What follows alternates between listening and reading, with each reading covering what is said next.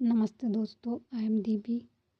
आप सभी future professors का अपने चैनल ज्ञान अड्डा इतिहास में हार्दिक स्वागत करती हूँ। छोटी सी वीडियो है, ध्यान से देखना। छोटी छोटी वीडियो बनाई है आप लोगों के लिए। स्टार्ट करते हैं हम इतिहास के। ठीक है। प्राचीन इतिहास जानने के स्रोत साहित्य स्रोत हैं और पुरातात्विक स्रोत हैं, जिसमें कि धार्मिक ग्रंथ आते हैं। वेद, आरण्यक,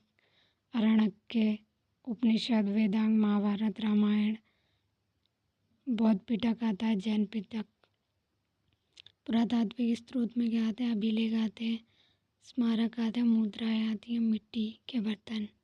उसके बाद आते हैं धर्मनिरपेक्ष साहित्य, जिसमें अर्थशास्त्र, मुद्रा, राक्षस, पृथ्वीराज रासो, हर्ष चरित्र, राजतरंगिणी, विदेशी यात्रियों के वृत्तांत भी हैं जो उन्होंने लिखे थे। ठीक है, ये भी इम्पोर्टेंट है, जैसे कि यूनानी वृत्तांत, चीनी वृत्तांत, तिब्बती वृत्तांत, मुसलमान यात्रियों के वृत्तांत। पुरातात्विक स्रोत पढ़ते हैं हम। अभिलेख, फर्स्ट जो था अभिलेख था, उसके बारे में। सबसे प्राचीन अभिलेख कौन सा है? कोई ये वाला अभिलेख है। और भारत में सबसे पहले प्राचीन अभिलेख अशोक के हैं। प्राचीन अभिलेख जो है भारत में, वो किसके हैं? अशोक के हैं। अशोक के अभिलेखों की लिपि कैसी है? ब्राह्मी लिपि में लिखे गए हैं, ब्राह्मी और खरोष्टी में। ठीक है। अशोक के अभिलेख की मुख्य भाषा कौन सी थी? पाली थी। गुप्त राजाओं के अभिलेखों की भाषा प्राकृतिक है। समुद्रगुप्त का सबसे प्रसिद्ध अभिलेख क्या है? प्रयागत्रास्ती है, जिसके लेखक हरिशेन है। ये इम्पोर्टेंट है। और भानुगुप्त का एरण अभिलेख, जिसमें कि सती प्रथा का सबसे पहली बार उल्लेख किया गया है। 1837 में जेम्स प्रिंसिप ने सबसे पहले ब्राह्मी लिपि का अर्थ निकाला था। किसने निकाला था? 1837। 1837 में जेम्स प्रिंसिप ने ब्राह्मी लिपि का। उसके बाद आ जाते हैं हम सिक्के पे। सिक्कों का अध्ययन क्या है? मुद्रा राक्षस में किया गया है। सबसे प्राचीन सिक्का कौन सा? आहत। ये जो है पंचमार्ग भी कहते हैं आहत सिक्कों को, क्योंकि मछली, पेड़, हाथी, बैल, अश्वचिन्ह की आकृति बनी हुई है। इन पांचों आकृतियों के नाम याद कर लेना। ऑप्शन में आता है किसकी आकृति नहीं है या फिर किसकी है। उसके बाद आता है सर्वाधिक सिक्के मौर्योत्तर काल में चले। कौन से? यूनानियों ने सोने के सिक्के चलाए, कुषाणों ने तांबे के सिक्के चलाए, सातवाहन शासकों ने शीशे के सिक्के चलाए। गुप्त काल में सोने के सिक्के अधिक चले। हिंद यूनानी ने लेख वाले सोने के सिक्के चलाए थे। ये भी क्वेश्चन आता है। उसके बाद आता है स्मारक, जिसमें जो महलों, मंदिरों की शैली से वास्तुकला उत्तर भारत के मंदिरों में नागर शैली थी। ठीक है। नागर शैली में दक्षिण के द्रविड़ शैली में तथा दक्षिण पंथ में केसर शैली में है। ठीक है। उत्तर भारत के जो मंदिर है वो नागर शैली में है, याद कर लेना। दक्षिण के जो मंदिर है वो द्रविड़ शैली में है, और जो दक्षिण पंथ में है वो केसर शैली में है। उसके बाद स्मारक जो है महलों और मंदिरों की शैली से वास्तुकला के निकाय, जैसा कि हमें पता ही है कि महलों और मंदिरों की जो शैली थी उससे वास्तुकला के विकास का पर्याप्त प्रकाश पड़ता है, यानी पता चलता है कैसी थी उस टाइम वास्तुकला। उसके बाद आते हैं साहित्य स्रोत पे। धार्मिक साहित्य, इसमें अथर्ववेद, ऋग्वेद, यजुर्वेद और सामवेद है, चारों वेद है। और ये अथर्ववेद में क्या है? जादू टोना का वर्णन किया गया है। इसमें 7312 लेख हैं। पढ़ने वाले ऋषि को क्या बोलते थे? ब्रह्म कहा जाता था। उसके बाद ऋग्वेद में आ जाते हैं हम। इसकी रचना जो है 1500 ईसा पूर्व में की गई। इसमें 1000 ईसा पूर्व के बीच मानते हैं। लेकिन ऋग्वेद में कुल 10 मंडल है, 1028 सूक्त हैं। तीसरे मंडल में गायत्री मंत्र का उल्लेख है। इंद्रदेव का नाम जो है 275 बार अग्नि देवता का नाम है। ठीक है। उसके बाद आता है यजुर्वेद। यह गद्य और पद्य दोनों में लिखा गया है। इसमें कुल 2000 मंत्र हैं।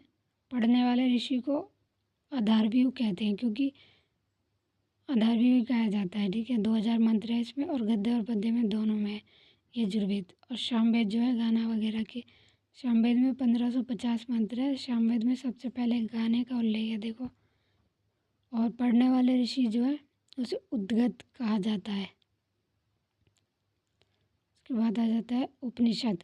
उपनिषद में जो है उपनिषद का अर्थ क्या है? गुरु के सामने बैठकर एकांत में ज्ञान प्राप्त करना, जैसे पहले करते थे ना एकांत में और गुरु के सामने बैठ के। और उसके बाद इनकी संख्या कितनी? 108 है उपनिषद की संख्या, किंतु कुछ इतिहासकार इसकी संख्या 102 भी बताते हैं। अगर इन दोनों में से एक हो तो देख लेना ऑप्शन के हिसाब से। सबसे पहले प्राचीन उपनिषद, ठीक है,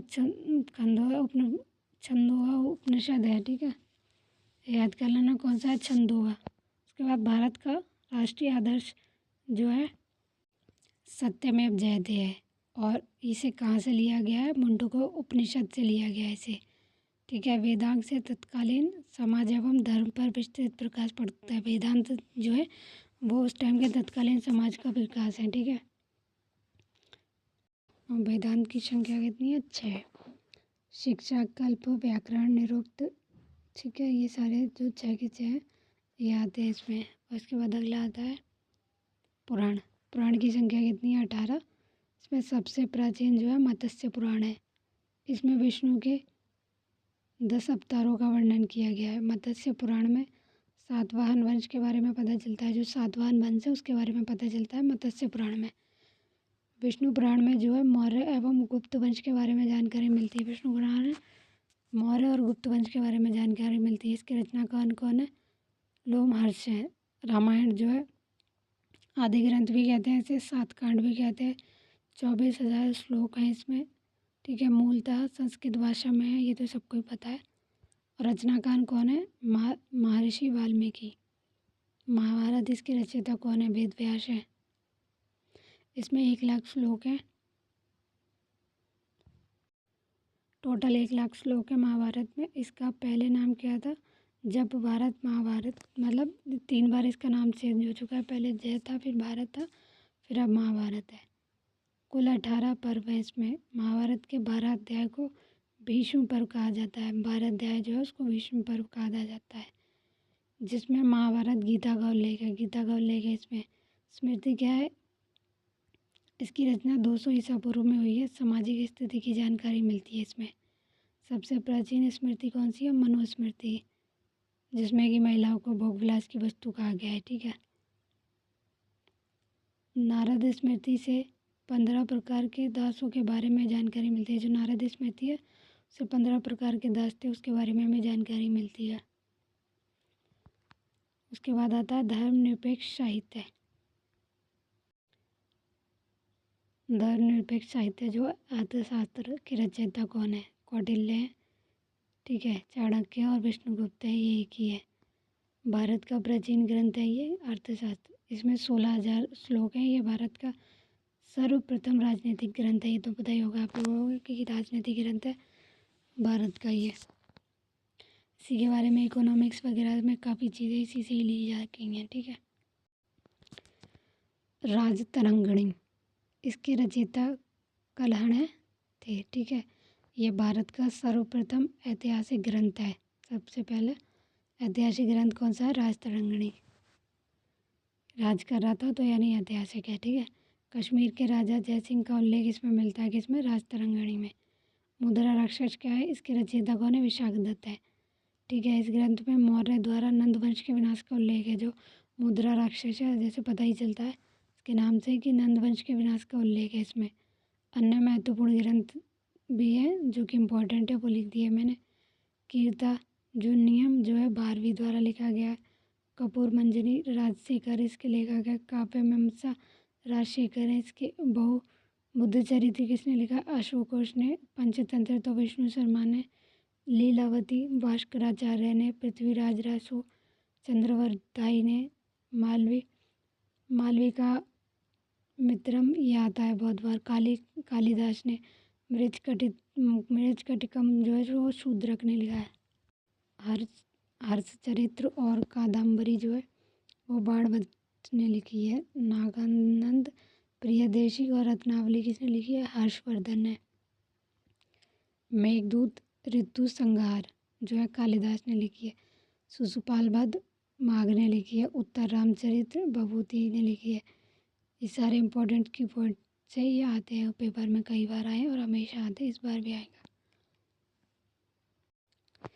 इसके बाद आता है हमारा लास्ट पॉइंट, विदेशी यात्रियों के वृत्तांत। यूनानी यात्री आए जब भारत तो कौन कौन से हैं? हिकेटियस है, इन्हें भूगोल का पिता कहा जाता है। ठीक है, हेरोडोटस को तो इतिहास का पिता ही कहा जाता है, तो पता ही होगा। पुस्तक कौन सी है? हिस्टोरिका। मेगस्थनीज को क्या कहता है? पुस्तक इंडिका लिखी है इनने। ठीक है, पालिनी ने कौन सा? Natural Historica. और चीनी यात्री जो है फायान जो है चंद्रगुप्त द्वितीय के शासनकाल में भारत आया था। हैंसांग और इत्सिंग, इसके आगे पॉइंट्स थोड़ा मैंने ध्यान नहीं दिया था, इसलिए आप लोग कर लेना इसको, एक दो थोड़े से ही हैं वो लिख लेना चाहे तो सर्च करके। अरबी यात्री जो है अलबरूनी, पुस्तक किताब उल हिंद है। ठीक है, अलमशोदी जो है अरबी यात्री है, फिरदौसी है, अबुल फजल है और सुलेमान है। और फ्रांस यात्री जो है फ्रंसवा वर्नियर है, इसने मुग़ल साम्राज्य का यात्रा वृत्तांत लिखा है। ठीक है, कि कैसा था वो, उसके बारे में बताया इन्होंने अपने यात्रा वृत्तांत में। तो ये सारे यात्री भी इम्पोर्टेंट हैं। अगर आपको वीडियो पसंद आ रही हो तो लाइक एंड सब्सक्राइब ज़रूर करें, ताकि मुझे मोटिवेशन मिले और मैं अपने नोट्स आप लोगों के साथ शेयर कर सकूँ। इतिहास की पेपर 2 की फ्री क्लासेस होगी आपकी हमेशा यूट्यूब पे, और पेपर 1 की